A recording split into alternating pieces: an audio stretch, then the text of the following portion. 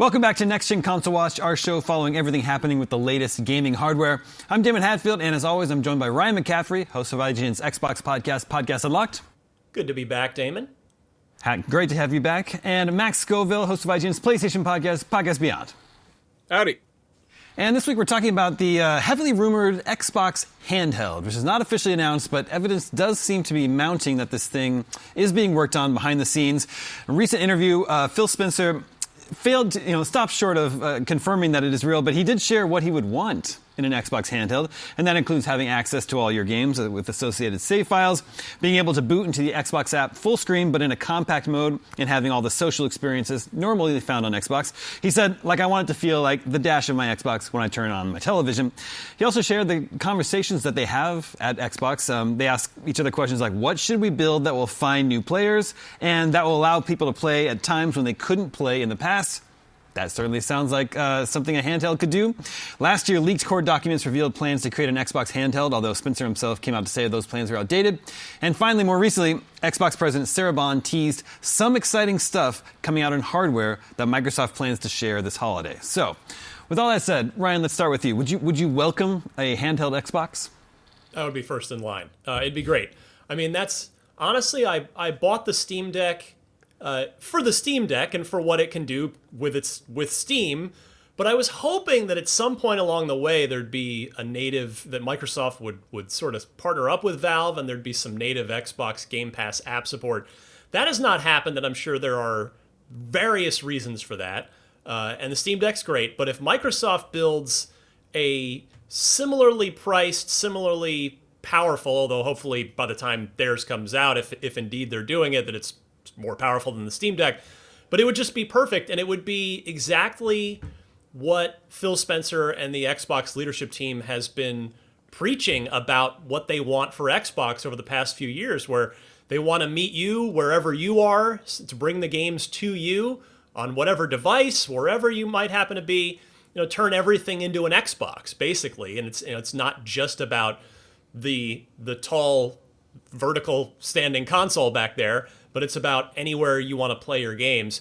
And to have, of course, cross-save, Xbox has been doing the work on that for years. Cross-platform, they've done a great job in terms of multiplayer. They've done a great job on pushing that for years. And so being able to just download your games, sync up your games, grab anything off of Game Pass by, of course, being logged into your Game Pass subscription into your account, it would just be awesome it would be an incredible compliment, and that's compliment with an E, to the existing Xbox ecosystem. And I think I would honestly play more Xbox games, because I know it sounds obvious, but if I'd have a capable device where I can be logged in, I can try new games, I might be on just like a Subway or something where I don't have maybe time to dive into the long, drawn-out narrative RPG that I'm playing at home, but maybe I want to just go download something off of Game Pass that's more of a quick fix kind of game that I might not play at home, but I'm going to play it on the handheld when I'm just kind of out on a shorter trip. So I would be thrilled if this happens. Yeah, I'm in the same boat as you. I actually really like the idea of a handheld portable Xbox. Max, we haven't heard the same rumors about a dedicated PlayStation handheld, but would you want one? Absolutely. No, I mean, my biggest gripe about the PlayStation Portal is that it's not a dedicated handheld. It is a handheld device that is dedicated to something, but it's really it's more of a little controller with a TV on it when you kind of stop and think about it. And you can use it for some cloud streaming, but it's really limited in what it can do. What it can do is pretty cool, but as far as it being a successor to like the PSP or the Vita, it definitely is not that. And it's really honestly kind of frustrating, because Sony does have such a wonderful track record with handhelds. The PSP and the Vita are both wonderful little machines. To see them kind of drop out of that whole marketplace when meanwhile you've got Nintendo doing a console quality handheld. The Switch is sort of, fusing their two types of tech together to create something phenomenal.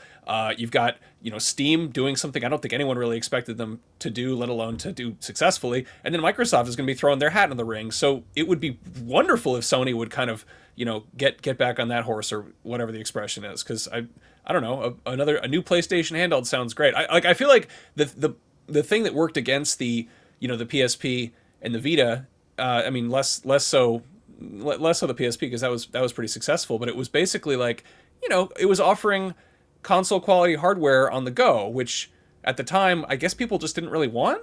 Like it wasn't there yet. The 3DS was kind of mopping the floor with it. Nintendo was still doing great, but I feel like the Switch really kind of just paved the way for the idea of like, yeah, the technology is here. We can build it. Like you can take your console quality games on the go, and the Steam Deck is further indication of that. So yeah, I would love the idea of taking my PlayStation library with me wherever I go, or my Xbox library, whichever. It's cool. I hope we see one of these from Xbox. I hope we see one from PlayStation too.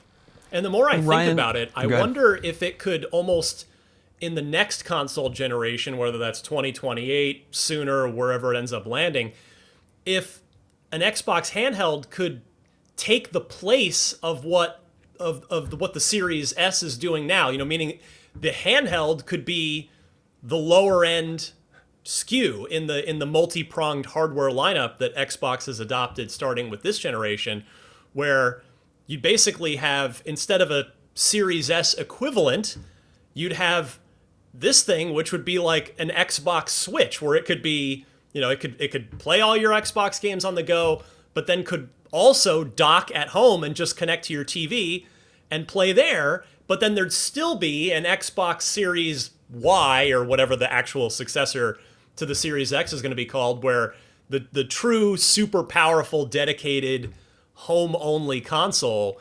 Like, that sounds like the best of all worlds to me. And maybe this is like a pipe dream, because maybe a handheld really couldn't be that low in price to make that kind of reality happen, but maybe it fits in the middle. Maybe there is still a lower end, cheaper home Series S like console, and then the handheld could fit in the middle, and then you'd still have the big bad boy home console as well. So it makes a ton of sense for what Xbox has been preaching these last few years. Mm-hmm.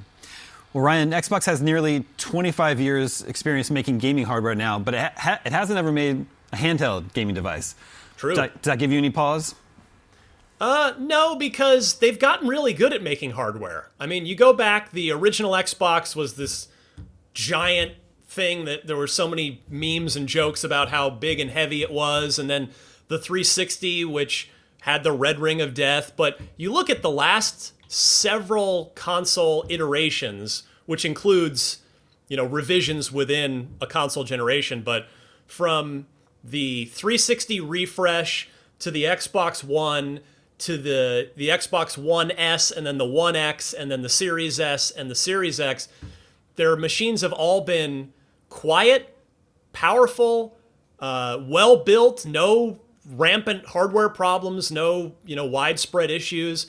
So I think they've gotten pretty darn good at their hardware design. I mean, I know they don't have the history that Sony does as a hardware company, just like PlayStation doesn't have the history Microsoft does as a software company. But yeah, I have full confidence that Microsoft could and would build a really high quality device. If this turns out to be true, then Max, Sony would be the only big console manufacturer that doesn't have a handheld gaming option. That seems to it's a possibility for Xbox to really get one over on PlayStation. Do you think Sony should be worried about this possibility of being the only console manufacturer without a dedicated handheld option? I would like Sony to be worried enough about this that they, give themselves a little kick in the butt and maybe make a cool handheld that's a cool handheld. I don't know. There's this sort of weird problem right now where Sony is, doing so well with the PS5 that they don't really have any motivation to really do anything to get our attention. Like it's all quiet on the first party front, and as far as the hardware they've dropped, it's been weird, like there was the PSVR 2, which has had, very limited support. There was the Portal, which was sort of the handheld that no one asked for. People are really liking it. People are really fond of it as a device, but as far as it being like, a Vita 2 or a PSP 3 or whatever you want to call it, like it's not that. And really, with how the PS5 is selling, there's not really any huge motivation for Sony. Like there is no proverbial fire under their ass to do anything crazy. But if, suddenly the competition is Nintendo, Microsoft, and PC or Steam, and they all have handheld devices, and Sony doesn't, I can see that changing. Well, we all seem to really like the idea of a handheld Xbox. It'll be interesting to see if that is indeed what Sarah Bond was hinting at with this exciting hardware news that they have to share later this year. Other results from last week's poll, we asked how much would you pay for a PlayStation 5 Pro? And most of you said the most you would pay is $0. $0. 60% said no thanks to any sort of PS5 Pro. Just over 22% said they'd pay $500. 10% said they'd pay $550, and 8% said they'd pay $600 or more. Max, I don't know. There seems like to be a trouble. Of course, the PS5 Pro not officially announced yet, but it feels like Sony has their work cut out for them getting people excited for this thing when they do announce it. Yeah, I don't really feel like we've seen what the PS5 can do that much, as far as the bells and whistles that we were sold on. And that's really, that's sort of a problem with the slow and steady adoption rate of this generation, which was partially supply shortages. But, it's also a lot of backwards compatibility. And the fact that, we see these sort of incremental upgrades. So you reach a certain point and, it's not like we're jumping from 16-bit to 3D anymore. Like, it's kind of hard to find, leaps and bounds to even make. So, it's the ball's in Sony's court to actually, show us what a PS5 Pro can do and then, market that to us. Because right now, just going off of specs, it doesn't seem to be really moving the needle for anybody. And I think it's especially telling with that poll because basically, if it happens, there's no way it's under $600. So you said, Daemon, 8% of people were willing to pay $600 or more, right? And that's 8% of what is a core gamer audience here on IGN. So that's not even taking into account the larger mass market of PlayStation buyers. It does seem like a rather troubling poll result for Sony. Not that they haven't already done their market research. I'm sure they're not going to just put something out where they have no idea how it's going to do. But that it does seem like there's just not a lot of interest at the price that it's probably going to command, even amongst the core gamers that super care about this stuff a lot. Well, anybody nostalgic for the PS3 or a Sony, they're get excited because they're kind of doing an HD remaster of that. I can see somebody coming out on stage and being like, $599. Everybody go apply for a second job so you can buy one. Ryan, are you still expecting the Xbox Brooklyn new model coming later this year? Presumably. I mean, we do know that even though this console generation has kind of thrown out some of the old rules, that the console makers all want to cheapen the cost to them of their hardware. Sony just did we call it the Slim, but it's not even really that. And so I certainly wouldn't be surprised if Brooklyn still comes down the line and it's just cheaper for Microsoft to build, even if the actual price ends up being the same. So it still seems like, even though that was from what is apparently an old leak of stuff, old documents, but it seems like some sort of cost reducing redesign is more likely than not. Well, we have a new poll for you to vote on for this week. We want to know, would you buy a handheld Xbox? We also want to know if it would be in addition to already owning an Xbox console, or if a handheld Xbox would be your first Xbox. Make sure to vote at IGN.com the day this episode goes live. We'll share the results with you next episode. And that's going to do it for this edition of Next Gen Console Watch. Thank you both to Max and Ryan. Thank you to Jobert and everyone working behind the studios here in our LA studio to make this episode possible. My name is Daemon. We'll be back next week with the latest on everything gaming hardware related. We'll see you then.